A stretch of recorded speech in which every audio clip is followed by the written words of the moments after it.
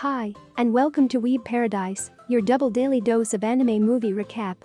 On today's recap, we are going to talk about Fist of the North Star, a 1986 Japanese animated post-apocalyptic action film based on the manga of the same name.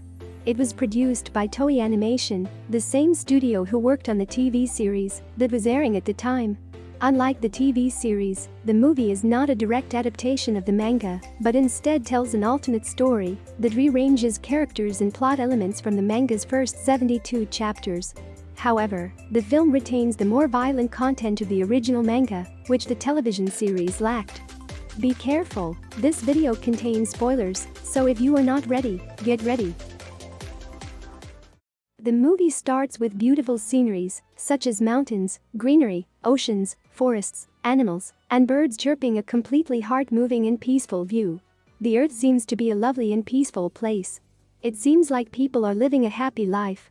Then in the first scene, an outer space view of the earth has been shown in which lightning is coming from each part of this world. That's when we understand that the earth we observed a few moments before no longer exists due to wars between men.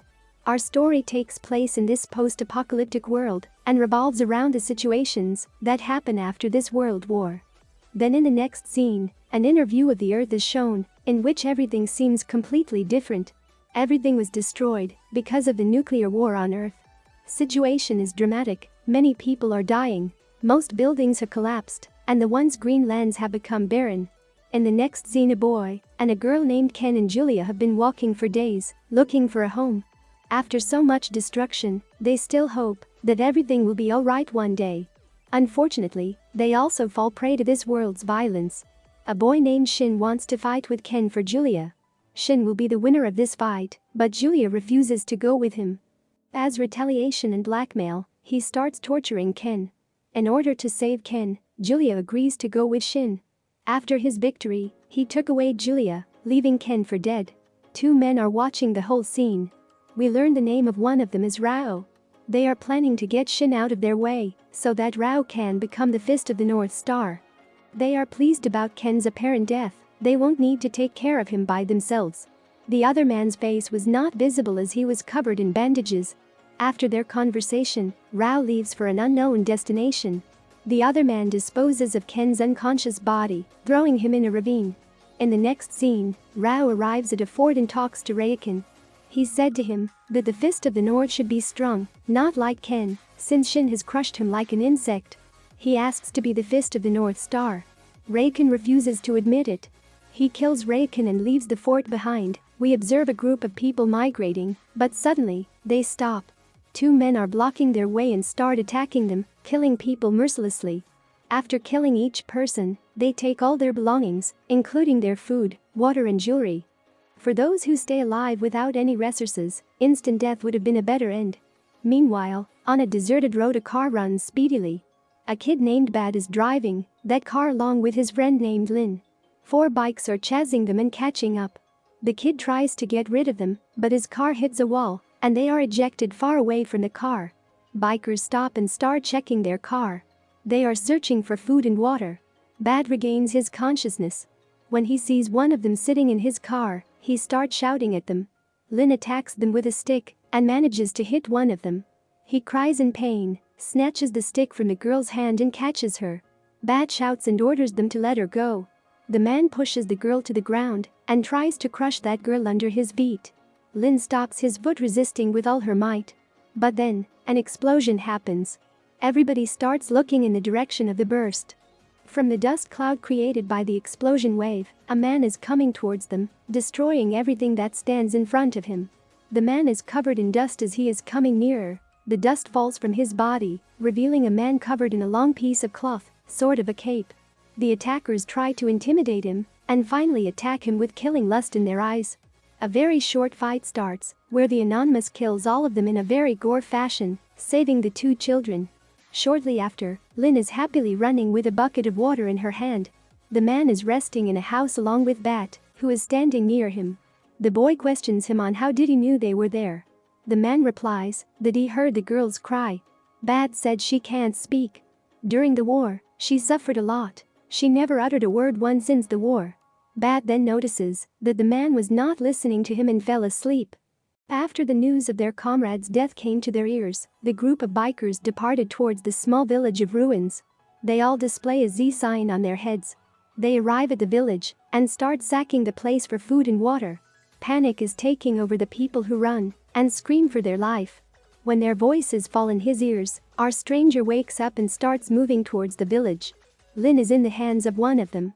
Another fight with all gang members occurs, from which the man also comes out victorious. Everyone in town calls him Fist of the North Star.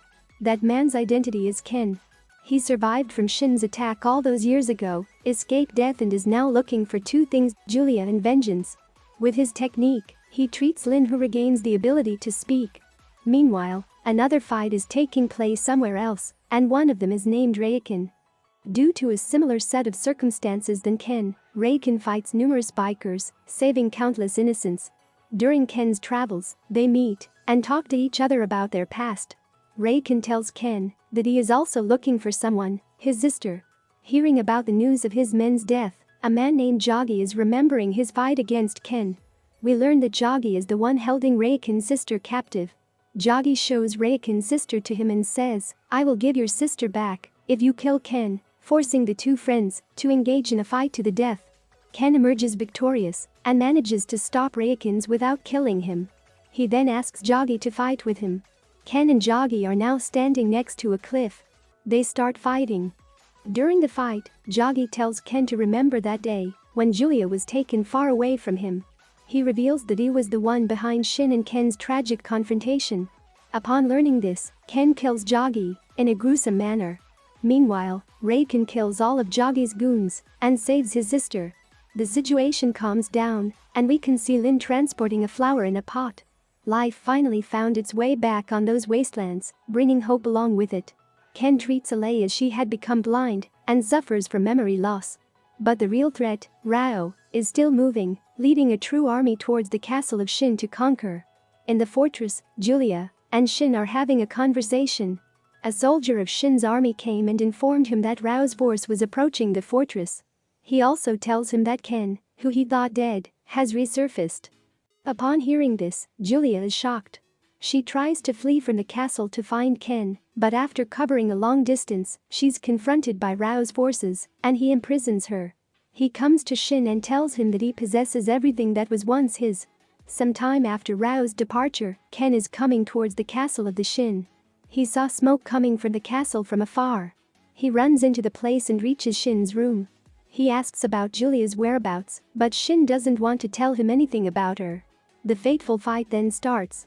Ken demonstrates the superiority of his style and delivers a fatal blow to Shin, who, in his last breath, tells him that Rao captured her. Rao is enjoying the aura of a conqueror. Raikin witnessed it firsthand. Lin even saw Julia with Rao's army and tells everything to Raikin. He, along with Bad and Lin, decides to find out about this.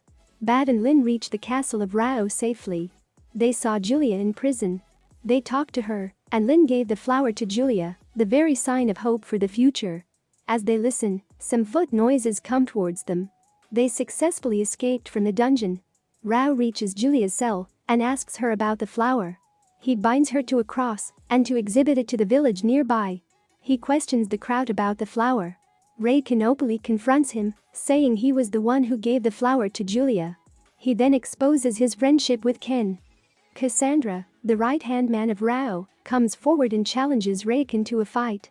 An intense duel takes place, but after a harsh fight, Ray defeats Cassandra. He then tries to take on Rao, but Ray is already too exhausted and is slowly losing the fight. Out of desperation, Lin, witnessing the fight, calls out for Ken as loud as she can.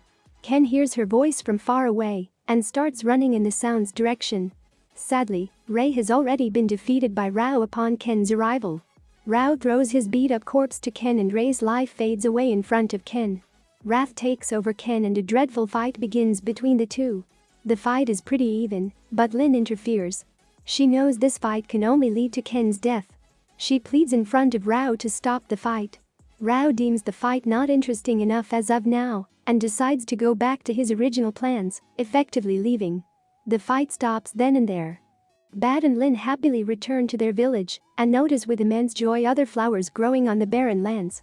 The fragile flower they gave to Julia wasn't an exception in this world of desolation. Life is finally coming back to this earth.